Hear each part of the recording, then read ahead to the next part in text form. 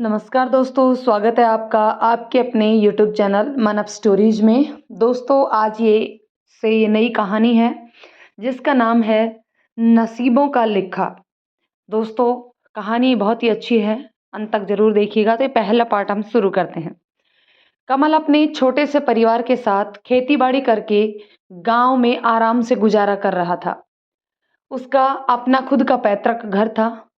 कमल और उसकी पत्नी कांता दोनों का ही स्वभाव अच्छा था। 4 बच्चे, 2 लड़के और 2 लड़कियां। भगवान की दया से बच्चे चारों ठीक ठाक थे। गांव समाज में उनका ठीक ठाक मान सम्मान था। एक गाय उनके दरवाजे पर बंधी घर की सुख समृद्धि का घोतक थी।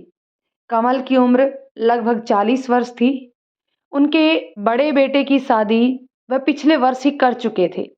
जिनका स्कूल के बाद पढ़ाई में मन नहीं लगा तो स्कूल छोड़ दिया था और इस साल उसके गोने की तैयारी थी। परिवार के बढ़ने की संभावना देख उन्होंने किराने की छोटी सी दुकान अपने बड़े बेटे दिनेश को खुलवा दी थी और उससे छोटा बेटा रमेश अभी 10वीं कक्षा में पढ़ रहा था। कमल की बेटियां सीमा 8वीं क्लास में और रीमा 7वीं क्लास में पढ़ रही थी। बड़ी बेटी सीमा को देख कमल को अब उसके विवाह की चिंता होने लगी थी, क्योंकि गांव में यही रिवाज था कि बेटी जैसे ही 13-14 वर्ष की हुई और माँ बाप ने लड़का ढूंढना शुरू कर दिया। ज़्यादा जल्दी रिश्ता मिल गया तो 1-2 साल बाद गोना करते, वरना 15-16 की होते होते बेटी अपने ससुराल में। पत्नी कांता की भी यही सोचना था। इधर बहू घर आएगी और उधर बेटी विदा। यहाँ वहाँ रिश्ता ढूंढना शुरू हुआ और पता लगते ही रिश्तेदारों और जानकारों में लड़का बताने के लिए होड़ शुरू हो गई। मानो उन्होंने यह शुभ काम जल्दी नहीं करवाया तो बेटियां कुंवारी ही रह जाएंगी। हमारा गांव समाज है ही इसी तरह का, जिसमें चाहे अच्छाइयाँ ढूंढ लो या बुराइयाँ, सब एक दूसरे के काम आ ही जाते हैं और एक दूसरे के फटे में टांग भी अड़ाते हैं। आखिर में 4-6 गांव पार कर एक गांव में एक रिश्ता कमल को अपनी बेटी के लिए पसंद आ गया। बड़े बेटे दिनेश और छोटे बेटे रमेश को लेकर कमल लड़का देखने पहुंच गया। रोशन गांव समाज में अच्छे नाम से जाना जाता था। लड़का करण 12वीं में पढ़ रहा था। घर में खेती बाड़ी थी और लड़के का ख्वाब पढ़ लिख कर नौकरी करने का था। कमल को सब ठीक ठाक लगा। 2 भाई 1 बहन, लेकिन एक कमी थी कि लड़के की माँ 6 महीने पहले ही बीमारी में स्वर्गवासी हो चुकी थी। गांव समाज में लोग जिस घर में घर संभालने के लिए औरत ना हो उसमें कुछ कमी ही समझते हैं। शहर की तरह नहीं कि सास नहीं तो बहुत अच्छा। इस समय परिवार को संभालने के लिए लड़के की एक बुजुर्ग बुआ वहां रह रही थी और सभी चाहते थे कि एक सुशील लड़की घर आ जाए तो घर संभल जाए। करण दुबला पतला सामान्य रंग रूप का, लेकिन ऊंचे पद के ख्वाब देखने वाला युवक था।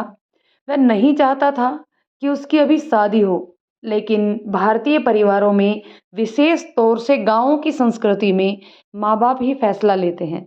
जब लड़कों की परिवार वाले इच्छा नहीं समझते तो लड़कियों की तो बात ही क्या है। सीमा को किसी ने नहीं पूछा था कि शादी करनी है या नहीं, और गांव में बेटियां, उन्हें तो बचपन से यही देखा होता है और इसी को ही वो अपना भाग्य समझती हैं। घर संभाल करने के लिए कोई औरत चाहिए। आखिर बुआ कितने दिन उनकी गृहस्थी संभालेगी और बेटी अपने घर जाएगी। यह कहकर पिता रोशन ने उसे मनाया, समझाया। देख बेटा, तेरी माँ रही नहीं और 1-2 साल में बेटी भी ब्याहनी है तो घर में कोई औरत जात का होना जरूरी है। पर छोटी उम्र की लड़कियां क्या घर संभालेंगी बापू? करण ने तर्क दिया। ऐसा नहीं है बेटा, लड़कियां तो जन्मजात ही घर के काम में माहिर होती हैं और शादी तय होते ही माताएं उन्हें सिखाकर सुघड़ बना देती हैं। अब अपनी बहन को ही देख, तेरी माँ के जाते ही बुआ के साथ सारे घर को संभाल रही है ना। 2-3 साल जब तक तू नहीं चाहेगा तेरा गुणा नहीं करेंगे।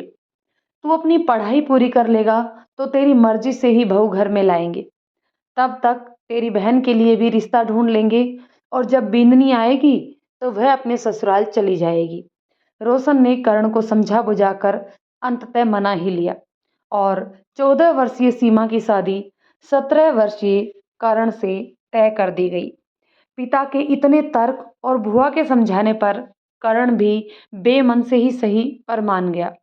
इधर कमल ने भी दिमाग लगाया, अगर अभी रिश्ता तय कर दिया तो ठीक रहेगा, वरना बाद में लड़के के ज़्यादा पढ़ लिख जाने और नौकरी लग जाने पर बहुत ज़्यादा मांग हो जाएगी। रोशन के हाँ करते ही कमल ने सुगुन के कुछ रुपया लड़के के हाथ में रखकर रिश्ता पक्का कर दिया।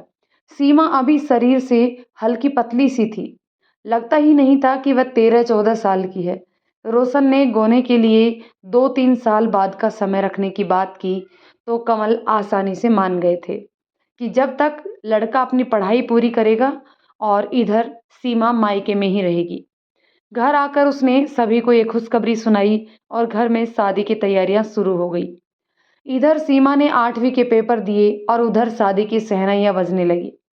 14 साल की सीमा के 17 साल के करण के साथ फेरे पड़ गए। सीमा की शादी में उसकी भाभी रेखा गोना होकर आ चुकी थी और 17-18 वर्ष की रेखा उफनती नदी की तरह यौवन से पूर्ण थी। गोल चेहरा, गेहुआ रंग, चंचल नयन, गदराया बदन और लंबा कद। वह सूरत के साथ साथ सीरत की भी सुंदर थी। जैसी सुंदर थी वैसी समझदार भी थी। उसने 1 साल के भीतर ही ससुराल में अपना रंग जमा लिया। सभी को खुश रखती, भाग भाग कर सास का काम करती और हंसी मजाक कर सीमा का दिल बहलाती। और पति दिनेश, वह तो उनके लिए पगलाया हुआ फिरता। देवर रमेश भाभी की हंसी ठिठोली में हमेशा चहकता रहता। रेखा के आने से कमल के घर में जैसे रौनक आ गई थी। सारा घर खुशियों की खुशबू से भरा महकने लगा था। रेखा के कहने पर ही घर वालों ने सीमा को आगे पढ़ने दिया। रेखा का मानना था अगर सीमा घर में बैठी रही तो 2 साल काटना मुश्किल हो जाएगा और वह भी तो गोना होने तक पढ़ती रही थी। सभी ने रेखा की बात में सीमा की भलाई देखी। आगे तो उसने गृहस्थी संभालनी ही थी, वो भी बिना सास के।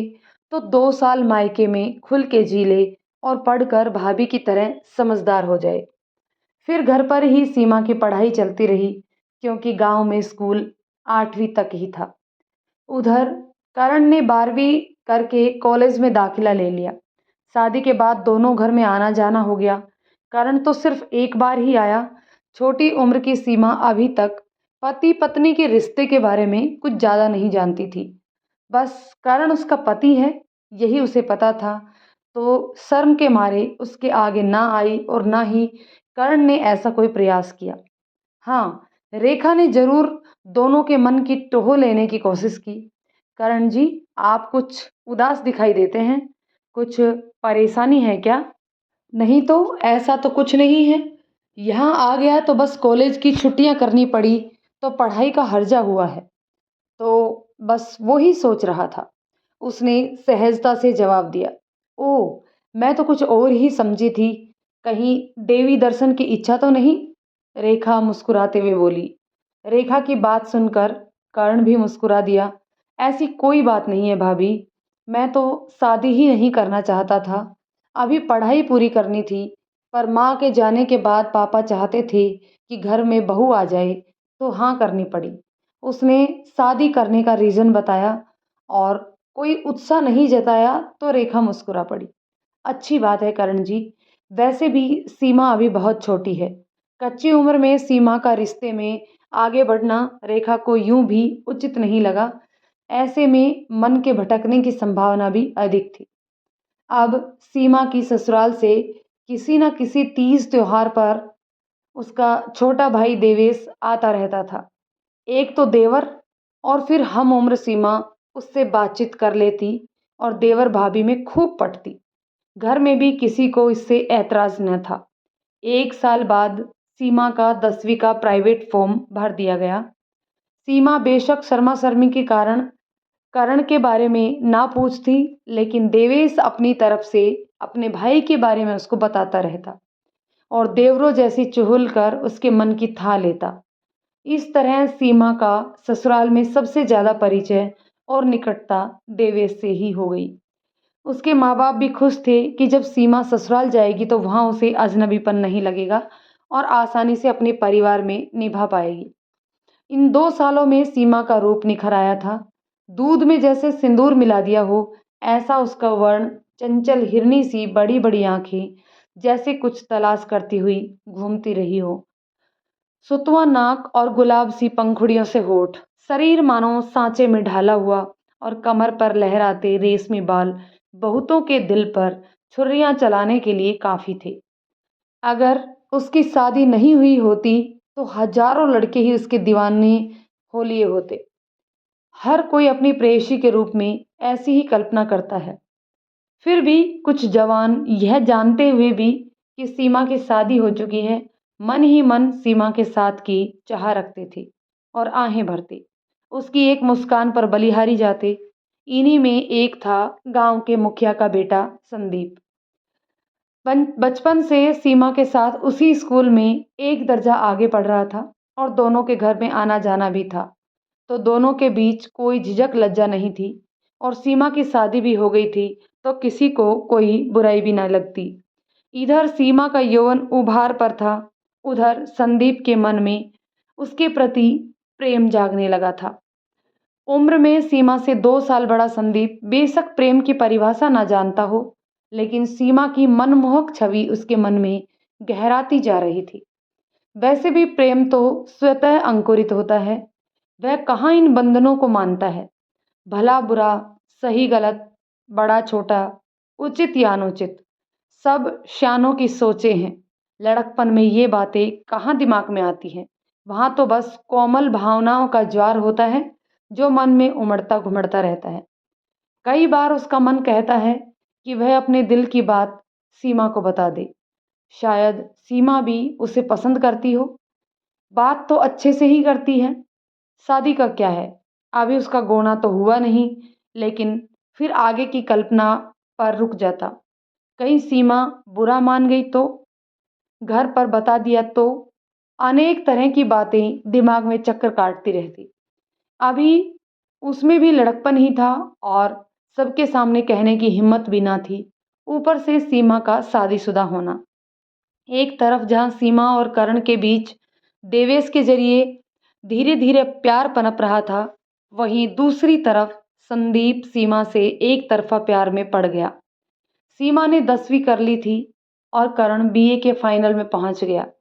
रोशन ने बेटी सुगना की शादी तय कर दी और कमल के घर खबर भिजवा दी कि अब वे सीमा के गोने की तैयारी करें। सीमा के माता पिता ने धूमधाम से सीमा की विदाई की तैयारियां शुरू कर दी। जब से सीमा के गोने की बात तय हुई थी, रेखा उसको पत्नी धर्म की बहुत सी बातें सिखाने में लगी हुई थी और सीमा को जीवन के नए अध्याय के लिए तैयार कर रही थी। माँ ने भी घर बाहर की बहुत सी शिक्षाएं सीमा को दी, क्योंकि ससुराल में सास तो थी नहीं जो बहू का ध्यान रखती और बड़ी बूढ़ी भुआ का स्वभाव पता नहीं कैसा हो, साथ रहेगी या अपने घर चली जाएगी। ये सारी बातें माँ के मन को संकित कर रही थी। वैसे तो माँ का कलेजा डर रहा था। 16 साल की छोटी उम्र में भरी पूरी गृहस्थी संभालना आसान तो नहीं, पर और कोई विकल्प भी नहीं था। किस तरह उसने जिम्मेदारी से अपना घर संभाला है, ससुर देवर का और पति तीनों का ख्याल रखना है। माँ उसे संयम और धैर्य रखने की शिक्षा दे रही थी। सास होती तो बेटी कुछ दिन बहू बनकर भी रहती, लेकिन दूसरी तरफ उन्हें तसल्ली भी थी कि कुछ सही गलत होने पर बेटी को डांट फटकार नहीं पड़ेगी। अब वो किशोरी से जवान हो गई थी। संदीप को जब पता लगा कि सीमा ससुराल जा रही है तो वह मिलने चला आया। दिल पर तो उसके छुर्रियां चल रही थी, लेकिन कर भी क्या सकता था। उसने बुझे मन से सीमा से पूछा, ससुराल जाने की तैयारियां चल रही हैं सीमा? हाँ, मेरा गोना हो रहा है। हया से लज्जाती सीमा ने हल्का सा मुस्कुराते हुए कहा। तुम खुश तो हो सीमा? अपने पति को देखा है? कैसे हैं? वह कुछ ईर्ष्या से पूछ बैठा। मन में सोच रहा था कि कौन भाग्यशाली है जो सीमा को पाएगा। इसमें खुश नाखुश होने की कौन सी बात है? शादी के बाद तो सभी को जाना होता है। उन्हें तो शादी में देखा था अच्छे से। सीमा ने मन ही मन में खुशी को दबाते हुए कहा। पर तुम क्यों पूछ रहे हो ये सब? वह उसे पूछताछ करते देख पूछ बैठी। कुछ नहीं, बस यूं ही। अब तुम नहीं होगी तो गांव में मन नहीं लगेगा ना। तुम्हारे साथ बचपन बीता है मेरा, तो थोड़ा बुरा लग रहा है। वैसे ही तुम तो वहां जाकर सबको भूल जाओगी ना। संदीप ने सीमा का मन टटोला। लो, कोई अपनों को भी भूल सकता है भला। बस दूरियां हो जाती हैं, पर दिल से दूर थोड़े ही होते हैं। सीमा ने सहज भाव से कहा। मुझे भी याद रखोगी? दबी जुबान से संदीप ने पूछा। तुम भी कैसी बातें करते हो? अपने मायके और मायके वालों को तो लड़कियां मरते मरते भी नहीं भूलती। अब वह गंभीर होते हुए बोली और मायके छोड़ने की बात पर आंखें भर आई। मतलब कि तुम्हें हम सबकी याद तो सताएगी, पर ससुराल जाना जरूरी है, इसलिए जाओगे। वहां सबको याद करेगी और उसे भी। यह जानकर उसे अच्छा लगा। और वह शादी हो गई इसलिए जा रही है, तो ये और जानकर और अच्छा लगा। मतलब कि उसकी कोई दिल्ली इच्छा नहीं थी। अब ये तो सभी लड़कियों की किस्मत में लिखा होता है, माँ बाप और अपनों को छोड़कर जाना। सीमा ने कुछ धीमे स्वर में कहा। और अगर तुम्हारी ससुराल इसी गांव में हो जाती तो तुम्हें अच्छा लगता? दूर नहीं जाना पड़ता। संदीप ने उसके मन की था। ऐसा कैसे हो सकता है? एक ही गांव में मायका ससुराल थोड़ी ही होता है। संदीप की बात सुनकर सीमा को कुछ हंसी सी आ गई। वैसे काश तुम्हारी बात सच होती। सभी लड़कियां ससुराल में रहते हुए भी अपने मायकों में रहती। वह हंसकर बोली। वह उसकी हंसी में कहीं खो गया। अब संदीप से और बातें करते ना बना। किसी बात पर उसे लगता कि सीमा भी उसे पसंद करती है, और किसी बात पर लगता कि सीमा के मन में तो शायद कुछ भी नहीं। और निराश उदास सा वह अपने घर वापस आ गया। विदा कराने के लिए करण और देवेश दोनों ही आए थे। करण अब सुदर्शन युवक में परिवर्तन हो चुका था। दामाद को देख माता पिता दोनों को संतुष्टि हुई। आज करण की आंखें यहाँ वहां जैसे कुछ तलाश रही थी। रेखा सब देख समझ रही थी। आखिर पति प्रेमी की भूमिका में आ गया था। अब रेखा निश्चिंत थी कि उसकी ननद पति का प्रेम पाने में सफल होगी, क्योंकि प्रेम की अग्नि दिल में जल उठी है। अभी तक तो रेखा डर रही थी कि कहीं कर्ण अभी भी सीमा पर ध्यान न देकर पढ़ाई की ओर लगा रहा तो सीमा के जीवन को सरस कौन बनाएगा। तभी उसने सीमा को पति पत्नी के प्रेम और प्रेयसी की भावनाओं से परिचित करा दिया था। अब रेखा भी सीमा के आनंदमय भविष्य के प्रति निश्चिंत हुई। भाभी रेखा से पति पत्नी के बीच के रिश्ते की बातें सुन और समझकर, और माँ से घर गृहस्थी की बातें सीखकर अपने पति करण के साथ विदा होकर सीमा शर्माती संकुचाती सी ससुराल जाने को तैयार हुई। करण से अभी उसका साक्षात्कार नहीं हुआ था, ना ही दोनों को बात करने का अवसर मिला था। बेटी की विदाई का दुख और उसके सुखमय जीवन की कामना के साथ माँ ने लाड़ दुलार देकर छोटी बहन रीमा को साथ कर दिया कि शादी के घर में हाथ बटाएगी और सीमा को आसानी रहेगी और अजनबीपन भी नहीं रहेगा। विदा होकर पति के साथ सीमा ससुराल चली गई। साथ में छोटी बहन रीमा भी थी और देवर देवेश भी।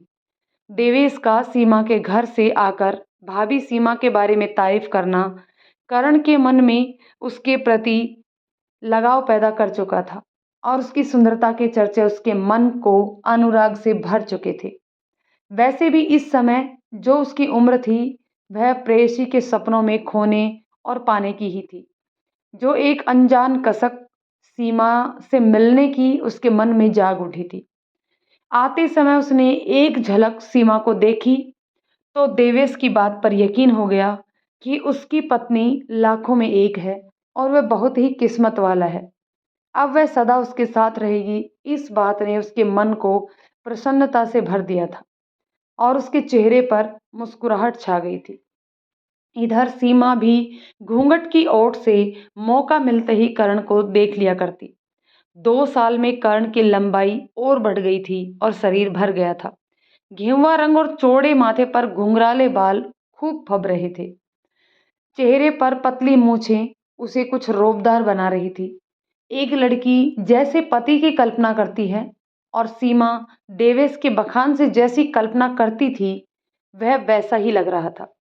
कुछ भाभी की चुहलबाजियां और सीखों ने तो कुछ देवेश की बातों ने उसे कर्ण की अनुरागनी बना दिया था। 2 ढाई साल से जिस रिश्ते में बंधी हुई थी, वह रिश्ता अपनी संपूर्णता में पूरा होने वाला था।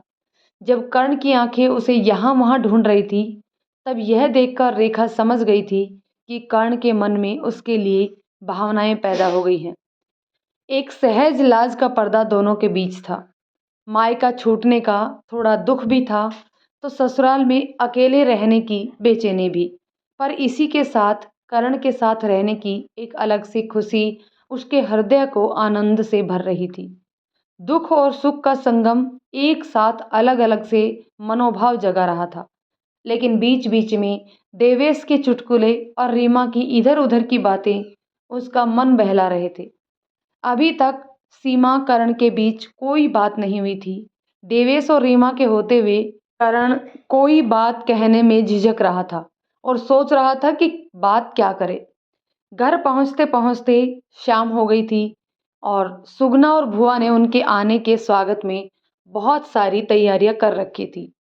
द्वारचार पर भुआ ने गृह प्रवेश करवाया और सुगना ने भाभी को गले लगाकर बहन का प्यार प्रदान किया। घर में खुशियां भरी चहल पहल हो गई थी। आज घर में गृह लक्ष्मी का प्रवेश जो हुआ था। दोस्तों, कहानी के इस पार्ट को यही ख़त्म करते हैं। मिलते हैं अगले पार्ट में। तब तक कहानी कैसी लग रही है कमेंट करके ज़रूर बताइएगा। यदि कहानी पसंद आती है तो उसे लाइक शेयर करें। चैनल पर नए हैं तो प्लीज़ चैनल को सब्सक्राइब ज़रूर कर लें। धन्यवाद दोस्तों।